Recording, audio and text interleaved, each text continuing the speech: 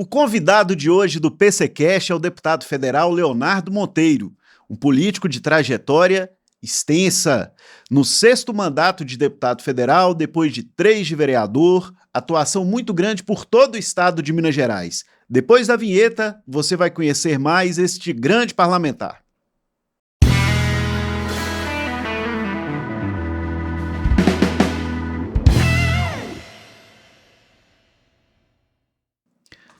Deputado, bom trazê-lo aqui, viu? Seja muito bem-vindo. Aqui eu falo, só vem amigos meus, e eu tô tendo a oportunidade de conhecê-lo pessoalmente aqui, mas você vem recomendado por 2 grandes amigos que estão aqui no estúdio, Paulão, Rui, acompanhando essa entrevista, muito amigo de meu pai também, do professor Paulo César, então sente-se em casa. Você é filho do professor Paulo César? Sim, porque aqui não tem ninguém que não seja meu amigo, não, que é ditatorial. Tem um malo ou outro que pede para vir no podcast, mas eu falo, não, vou viajar, você inventa alguma coisa, né? Porque senão fica ruim. Esse espaço aqui é para as boas ideias. Então seja muito bem-vindo, né? Você está em casa aqui, tá bom?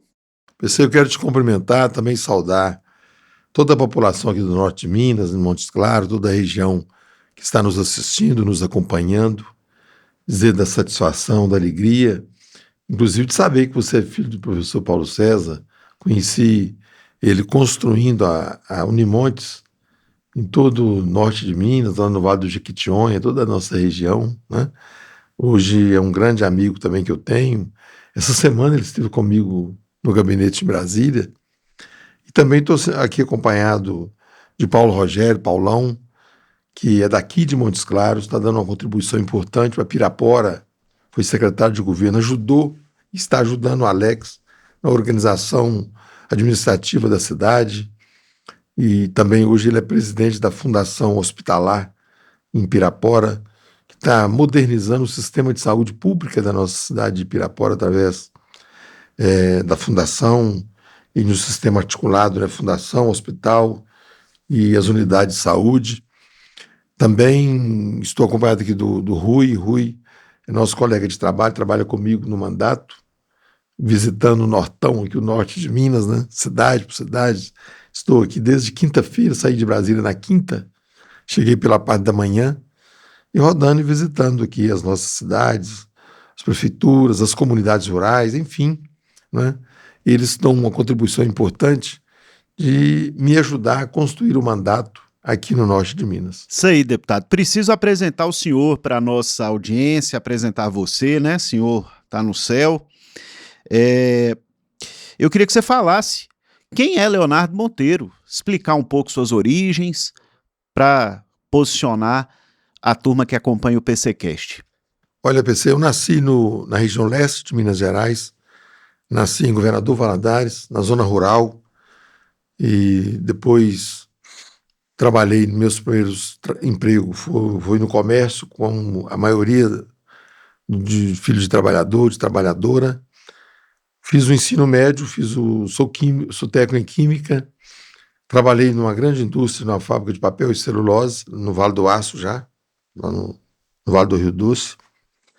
E depois fui sindicalista, fui presidente do sindicato da minha categoria, participando da fundação da CUT, do Partido dos Trabalhadores, final dos anos 70, 80, né? Me elegi vereador por governador Valadares, fiz 3 mandatos. No 3º mandato eu era presidente da Câmara e me elegi deputado federal em 2002, tomei posse em 2003, junto no primeiro mandato do presidente Lula. Então estou deputado federal, tenho uma atuação importante no Vale do Mucuri, Jequitinhonha e no norte de Minas. Aqui na região do norte de Minas já há várias eleições que eu sou bem votado, algumas cidades, inclusive, cidadão honorário, como é o caso de Pirapora.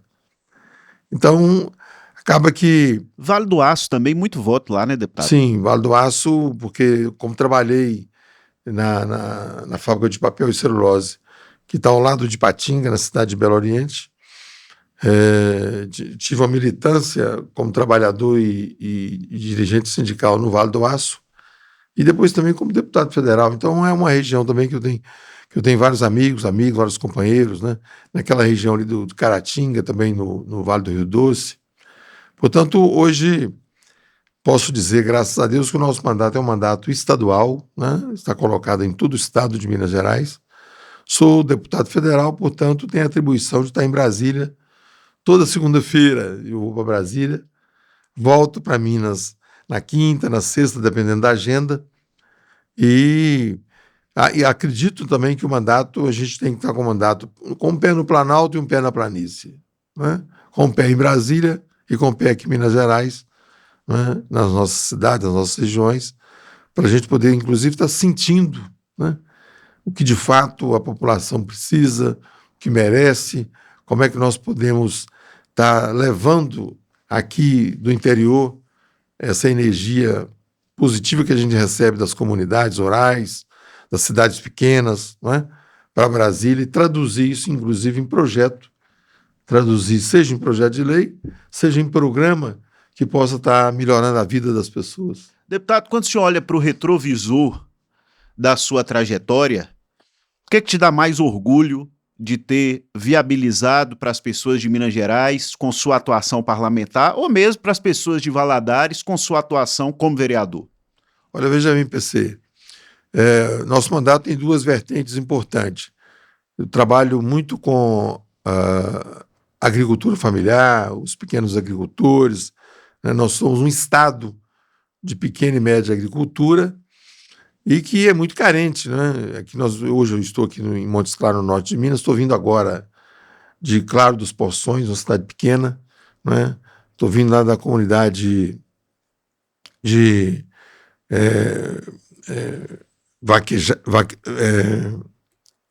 Vaquejada, não é? Hein?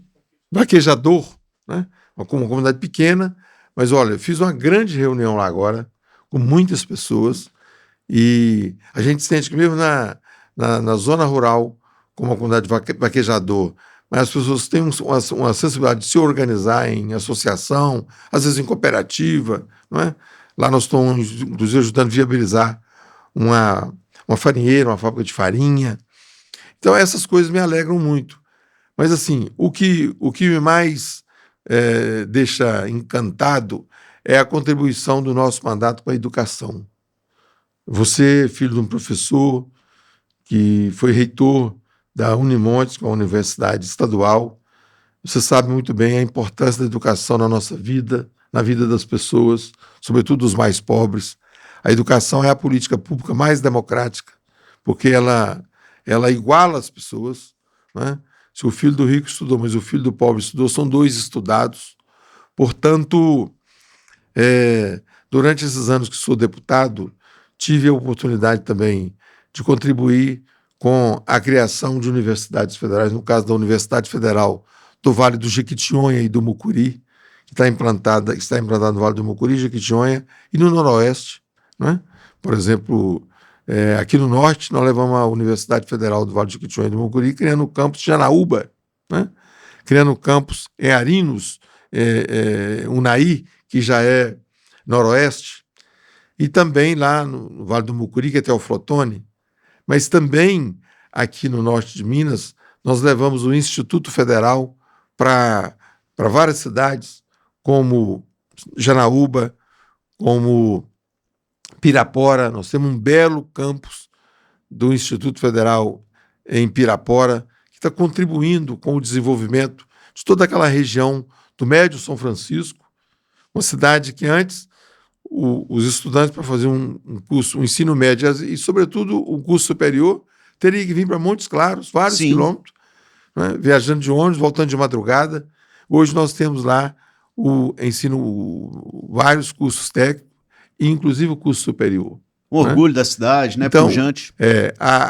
A cidade, né, no caso de Pirapora, é reconhecedora desse trabalho, sabe da importância no Instituto Federal na contribuição do desenvolvimento econômico, social, né?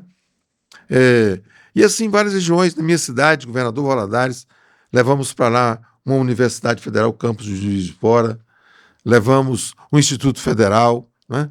Então, assim, o nosso mandato tem uma marca muito forte, né, na contribuição de implantação dos institutos federais, dos campos dos institutos federais e dos campos também de universidade. Agora nós estamos levando mais um campus do Instituto Federal para João Monlevade, que está no Vale do Aço, e mais um campus para Caratinga, que é uma região...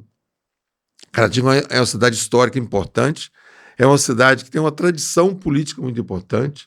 De lá saíram vários senadores, deputados federais, o nosso vice-presidente Zé Alencar, não é, que também teve uma contribuição importante aqui em Montes Claros. Então... terra de, entre outros também, né, de Ziraldo e Mira Leitão. Mira Leitão, né? Então agora nós estamos levando um Instituto Federal, estamos implantando, em parceria com o prefeito, Dr. Giovanni, um Instituto Federal na nossa cidade de Caratinga. Portanto, como você disse, o que mais me alegra e que me dá uma satisfação muito grande é de estar dando essa contribuição com o sistema de educação pública e de boa qualidade no nosso estado de Minas Gerais. Leonardo, o senhor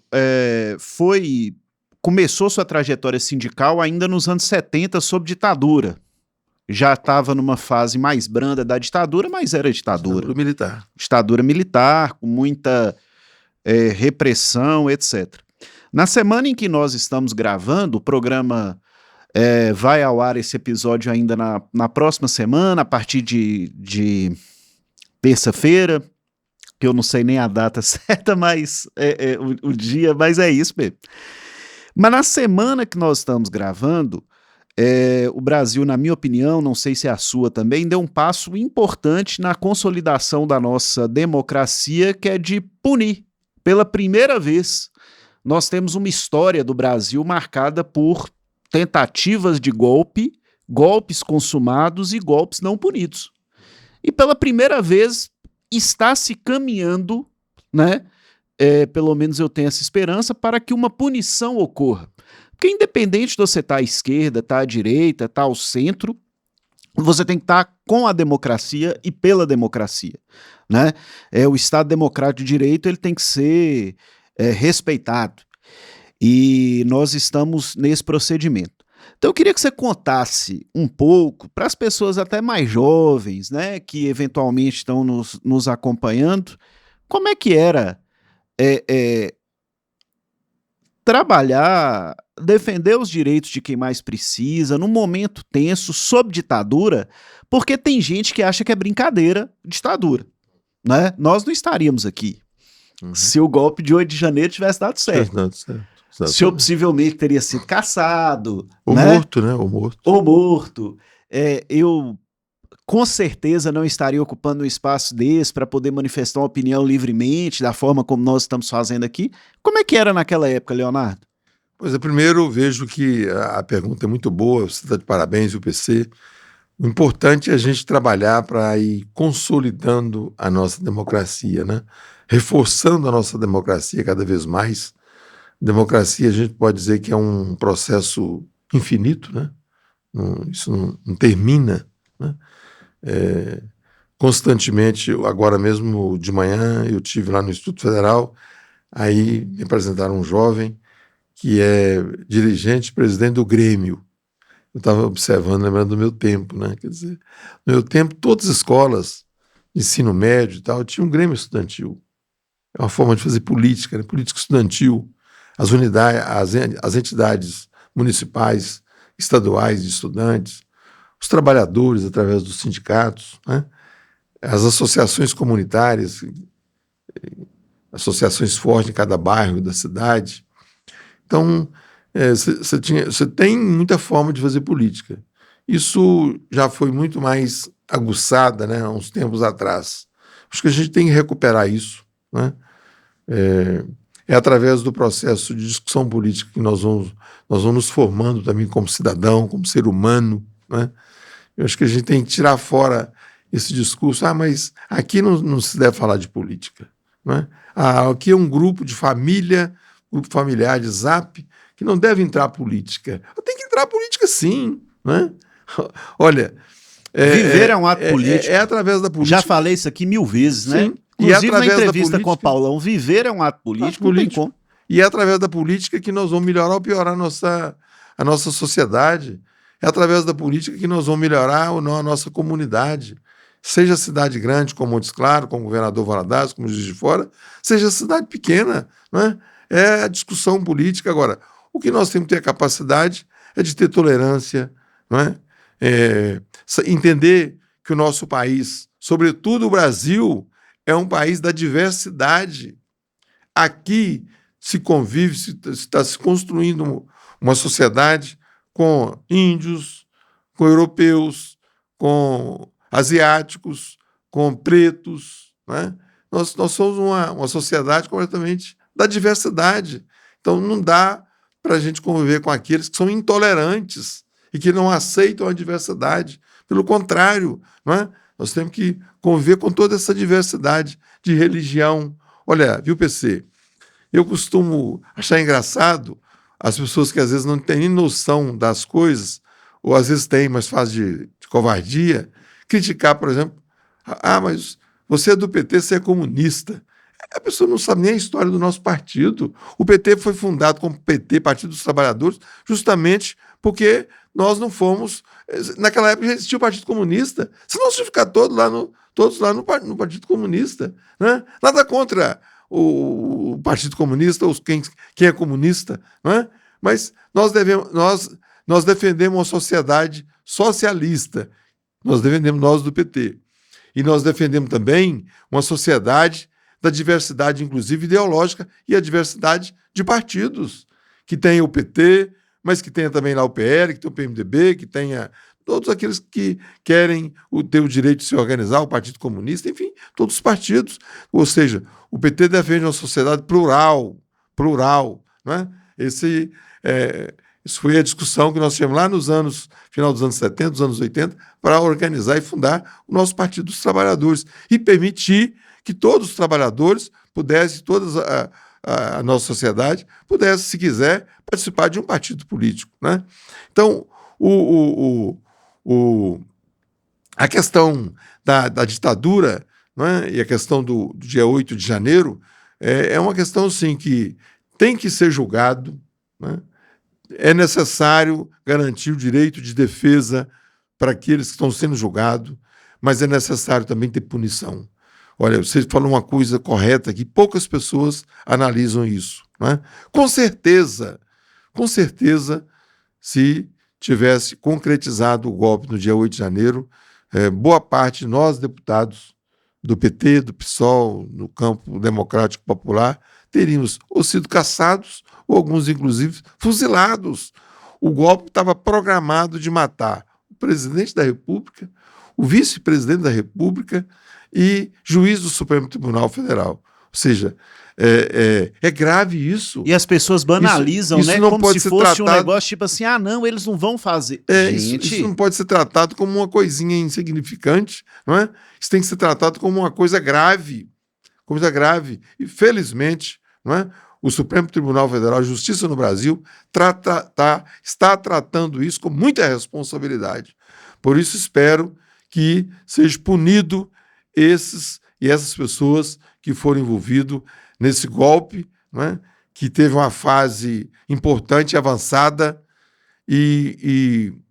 Olha, eu tenho dito, né, esse golpe só não foi concretizado, né,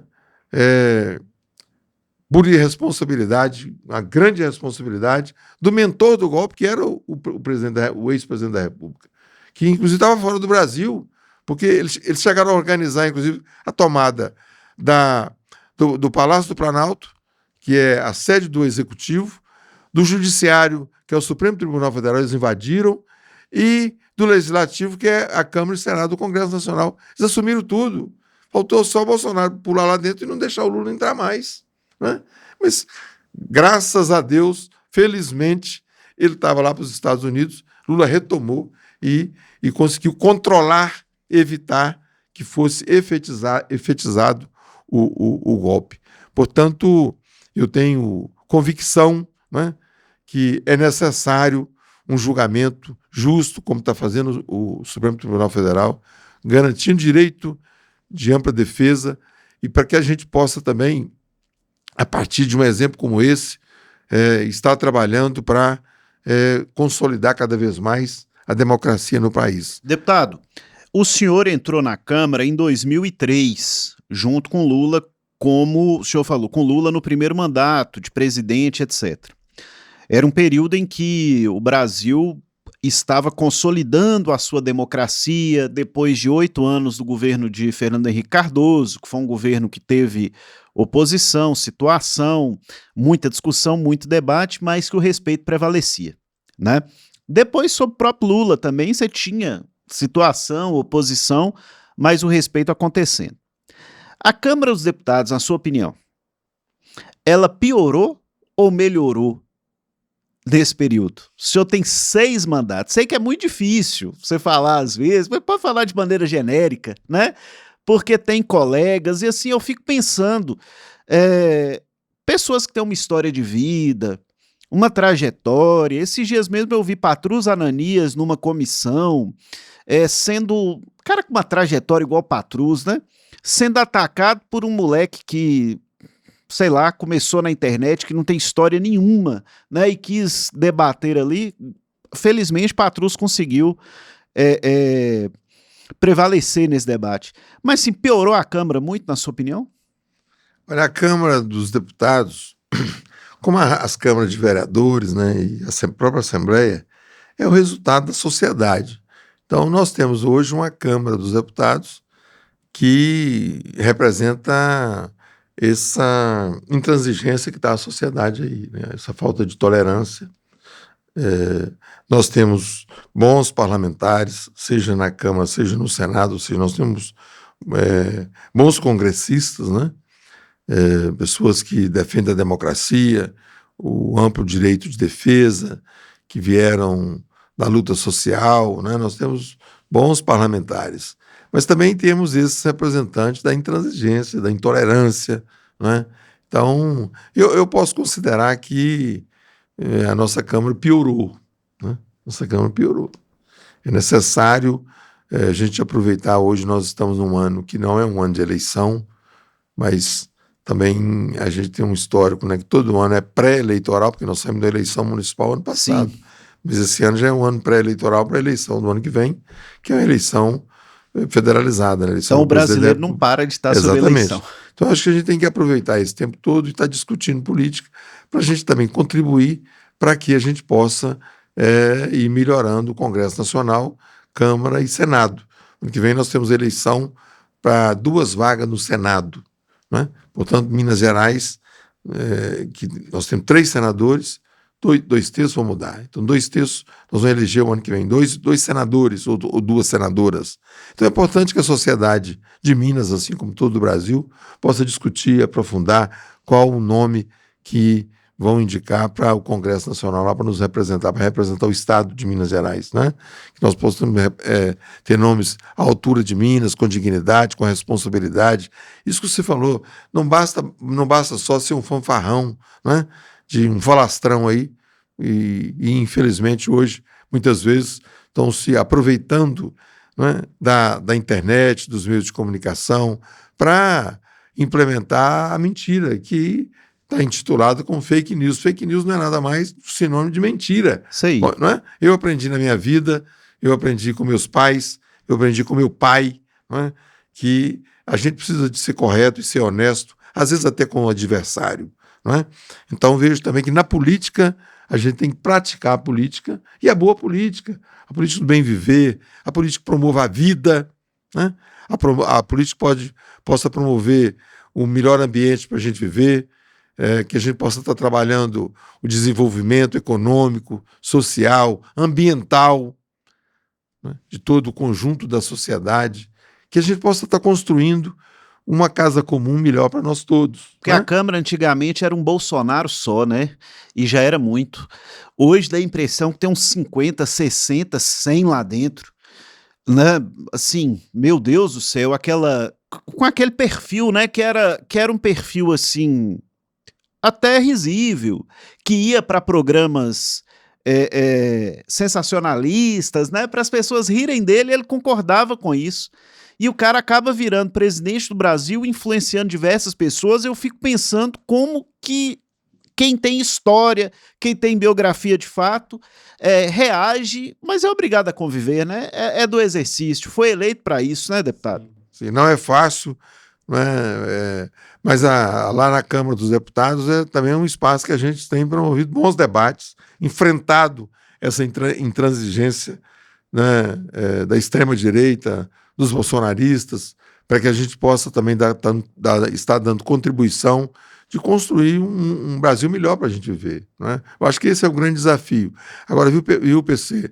Nós temos a felicidade de ter um presidente da República que tem uma experiência muito grande, uma habilidade muito grande. Para você ter uma ideia, nós somos 513 deputados e deputadas. 513.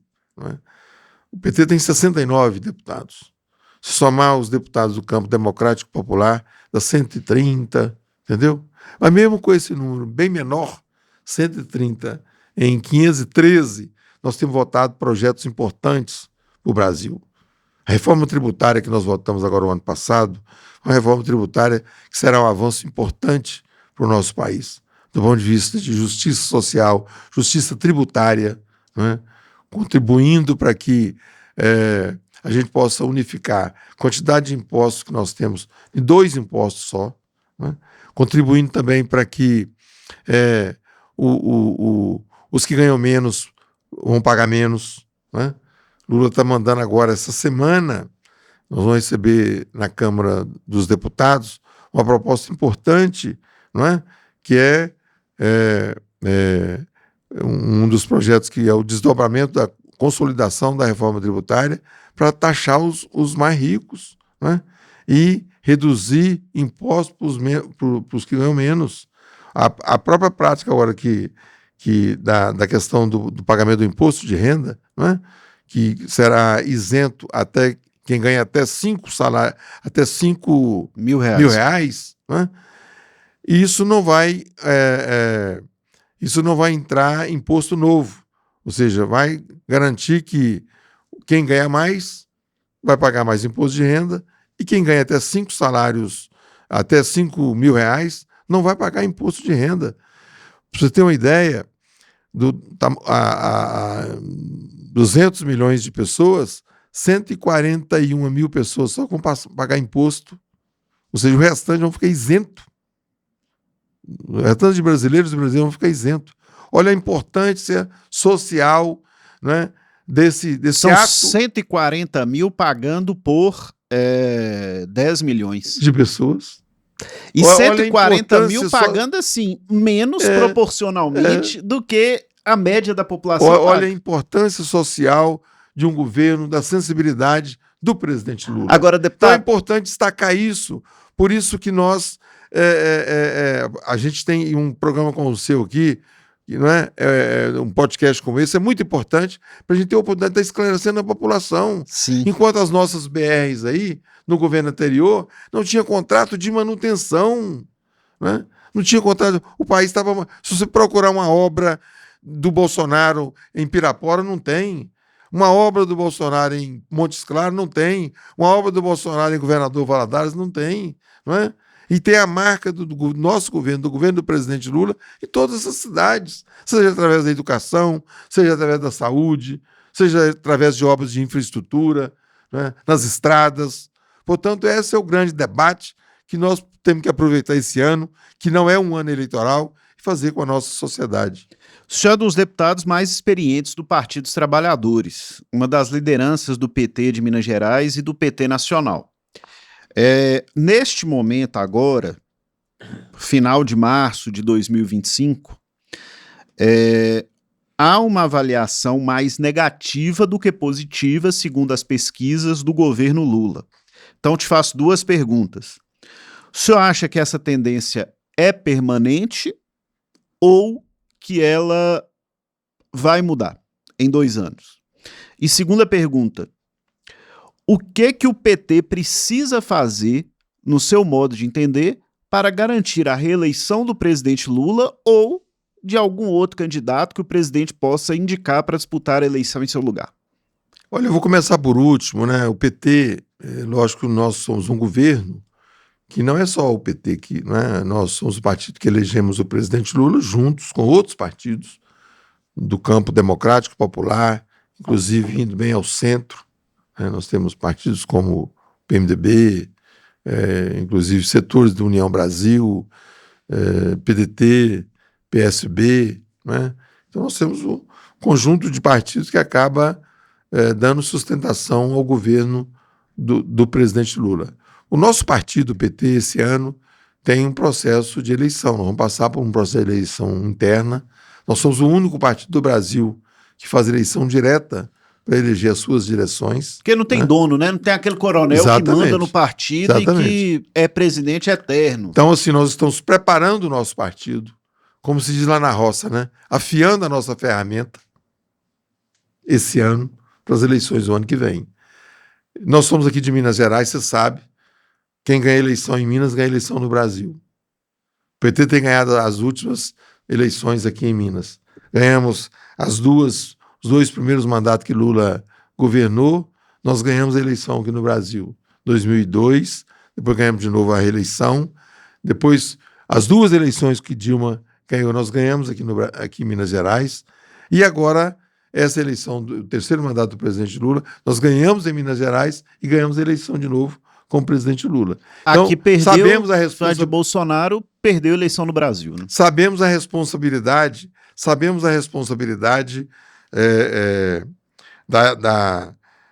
de Minas Gerais e do nosso partido aqui em Minas Gerais. Então estamos organizando o nosso partido, preparando o nosso partido para a gente acertar o nosso campo democrático aqui em Minas Gerais e tornar a ganhar a eleição na reeleição do presidente Lula. A gente sabe que o país não pode retroceder. É importante a eleição do presidente Lula para a gente consolidando os programas democrático popular do ponto de atender o que precisa ser feito para que essa reeleição venha, deputado? Lula realizou um ato muito importante agora, que foi colocar a presidenta Gleice, que foi presidente do PT, como ministra das Relações Institucionais. E a gente já sentiu o primeiro efeito. Com pouco mais de uma semana que ela foi nomeada ministra, ela teve a capacidade de articular no Congresso Nacional, Câmara e Senado, e aprovar o orçamento, que já era para a gente ter tido aprovado o ano passado, e só foi aprovado agora. E graças ela contribuiu muito com a sua habilidade, com o jeito inclusive também de mulher, o jeito político preparado que ela é, né, para a gente poder ter votado o orçamento. Então vejo que ela ali naquela função, que é a função de um ministério que está próximo do presidente Lula, irá ajudar muito. E com certeza também o próprio presidente Lula, nós vimos agora a viagem que o presidente Lula está fazendo para o exterior, para a Ásia, né, Japão e outros países, com a participação inclusive do Congresso Nacional, com a participação do presidente da Câmara. Isso com certeza o presidente Lula está conversando com essas lideranças, conversando com o presidente da Câmara, e é necessário, PC. Nós estamos vivendo um momento na vida e no país e na política que há necessidade da gente conversar muito, né? Superar dificuldades, e vejo que nós iremos superar essas dificuldades. E nós estamos vendo aí vários programas importantes que o governo federal tem implantado. O presidente Lula, nesse mandato dele agora, recebeu o país arrasado, várias políticas públicas destruídas. As prefeituras, com certeza, tem vários prefeitos que estão me acompanhando. O que eu estou falando pode testemunhar. Não tinha recurso para pagar merenda escolar. Foi necessário o presidente Lula, antes de tomar posse, em dezembro, no ano que antecedia a posse, aprovar a PEC, que a gente chamou PEC da transição, para possibilitar a viabilidade do orçamento, que não tinha orçamento previsto. Essa era a irresponsabilidade do governo anterior, do governo Bolsonaro. Não é? Já Lula recriou programas e projetos importantes, recriando, inclusive, o Ministério do Desenvolvimento Agrário, o Ministério do Desenvolvimento Social, onde está o Bolsa Família, onde está programas importantes, como o nosso país conheceu, principalmente aqui em Minas Gerais, o Vale do Jequitinhonha, do Mucuri, o norte de Minas, programas como Luz para Todos, que trouxe dignidade para as pessoas, que trouxe desenvolvimento, porque quando a luz chega, não é? Chega também a água porque pode chegar a forma de captar água, seja através de bomba, seja através de poço artesiano. Como ouvi, PC, testemunho importante de pessoas aqui no Vale do Jequitinhonha, dizendo: deputado, olha, aqui o senhor não precisa nem fazer campanha para o presidente Lula. Se nós temos luz aqui hoje, é graças ao programa Luz para Todos. E mais do que isso, chegando a luz, chegou também a água, porque a gente tomava água aqui no barreiro. Era a mesma água que as vacas e os cavalos tomavam ali, inclusive com dejetos ali, com toda suja, é a água que as pessoas tomavam. Hoje nós estamos tomando uma água limpa, porque nós temos luz e temos o poço artesiano instalado, ou temos o programa também Água para Todos, que foi criado pelo presidente Lula, não é? Então, assim, se a gente for listar aqui, nós temos vários programas importantes do ponto de vista social que tem mudado a realidade do nosso país. Infelizmente, e eu vejo, PC, que na hora certa a população vai julgar. A população ainda vai fazer um julgamento, não é? Entre as políticas públicas que nós temos implementado, seja na área da saúde, seja na área social, seja na área da educação, não é? Nós estamos aqui falando a partir de Montes Claros. Não é? Aqui nós temos o Instituto Federal do Norte de Minas, com sede, reitoria, aqui em Montes Claros, e campus em várias cidades. Não é? Nós temos a Universidade Federal do Vale do Jequitinhonha e do Mucuri. Quem quisesse estudar antes do presidente Lula, que morava em boa parte da região norte, no Vale do Jequitinhonha e do Mucuri, ficava sem estudar. E estudava só aqueles que os pais podiam pagar para poder ir para Belo Horizonte estudar. Não é? Hoje nós temos ensino superior nos 4 cantos desse país. E nós temos uma audiência boa aqui também do pessoal da Bahia, que, como eu trabalho lá e chega, oeste da Bahia, é impressionante a quantidade de institutos federais que foram abertos e de campos da UFOB, que é a Universidade Federal do Oeste da Bahia. É uma coisa assim realmente significativa. Deputado, a gente tem muito para conversar. Com certeza, em outra passagem sua aqui por Montes Claros, nós vamos atualizar esse papo, né? Conversa muito boa. E eu queria, para que a gente pudesse caminhar aqui para o nosso final, a conversa, quando é boa, passa muito rápido, que o senhor me falasse quais são os seus planos para 2026. É buscar mais um mandato de deputado federal? É colocar o nome à disposição do PT para ser candidato a senador? Como é que é o 26 do Leonardo Monteiro? Olha, PC, eu tenho uma sintonia muito forte com o nosso partido, com o Partido dos Trabalhadores, portanto, meu nome está à disposição do partido para as eleições do ano que vem. Sou deputado federal, né? A princípio, o ano que vem irei disputar de novo para deputado federal, né? Mas a principal eleição que nós temos no ano que vem, apesar que, como já disse aqui, nós temos no ano que vem, além das eleições para deputado federal e também para deputado estadual, nós temos 2 vagas para o Senado, que é uma eleição importante, e temos também a eleição para governador do estado de Minas Gerais. Estamos discutindo tanto com o nosso partido como os outros partidos aliados do campo democrático popular, a discussão não só de nome, a princípio, mas nós queremos discutir um programa para Minas. Na sua opinião? Um programa para Minas Gerais, porque é necessário. Você sabe que em Minas nós temos várias minas, né? Por exemplo, Montes Claros é a capital do norte, mas também nós temos a capital da Zona da Mata, que é Juiz de Fora, que é outra realidade, a capital do leste, que é Governador Valadares, o Triângulo e Sul, que é Uberlândia, Uberaba, enfim, não é? Nós temos que ter um programa e eu quero contribuir na construção de um programa para a gente apresentar para o estado de Minas Gerais. Com esse programa, nós vamos melhorar o estado de Minas Gerais. Essa é a minha intenção. Não é? E na sua opinião, principal eleição é reeleger o presidente Lula no ano que vem. Na sua opinião, PT tem que ter candidato próprio ao governo de Minas ou fazer uma composição? Eu acho que nós precisamos ter um programa. O PT tem que ter um programa. Apresentar esse programa, inclusive, se tiver um nome para apresentar, nós podemos apresentar um nome e discutir com os outros partidos do campo, nosso campo democrático popular, um nome que representa, que pode ser de outro partido, para mim não tem problema, né? Desde que a gente tenha um programa sadio, um programa sintonizado com o nosso programa nacional, com o governo do presidente Lula, para representar o nosso estado de Minas Gerais. Gente, esse foi o deputado Leonardo Monteiro. Muito obrigado, deputado. Eu que te agradeço, viu, PC, e para mim foi uma alegria muito grande ser entrevistado aqui por você, não é? Com perguntas inteligentes e perguntas que, sem dúvida, contribuem para a gente poder estar esclarecendo para a nossa população de Minas Gerais o meu trabalho como deputado federal. Estou mais feliz também de saber que você é filho do professor Paulo César. Parabéns, um grande abraço para ele, viu, PC? Obrigado. Gente, aqui foi o 17º episódio do PCcast. Voltamos na próxima semana com mais um convidado.